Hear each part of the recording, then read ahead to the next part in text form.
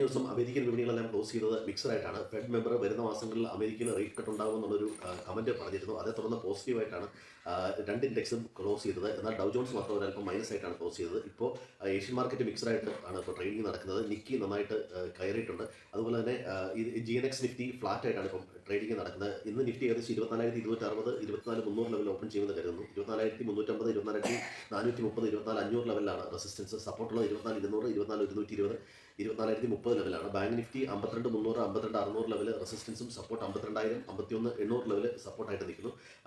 Government വരുന്ന മാസങ്ങളിൽ spending കൂട്ടുമെന്നും RBIയുടെ ഭാഗത്തു നിന്ന് ഒന്നുകിൽ ഇൻട്രസ്റ്റ് റേറ്റ് അല്ലെങ്കിൽ CRR SLR ഇവയിൽ ഏതെങ്കിലും ഒരു റേറ്റ് കട്ട് പ്രതീക്ഷിക്കുന്നുണ്ട് മാർക്കറ്റ്. അതുപോലെ തന്നെ വിൻഫോൾ ടാക്സ് കുറച്ചത് റിലയൻസിനെ സംബന്ധിച്ചിടത്തോളം വളരെ പോസിറ്റീവാണ്. വിൻഫോൾ ടാക്സ് പൂർണ്ണമായിട്ട് ഒഴിവാക്കുന്ന കാര്യവും ഗവൺമെന്റ് ആലോചിക്കുന്നുണ്ട്.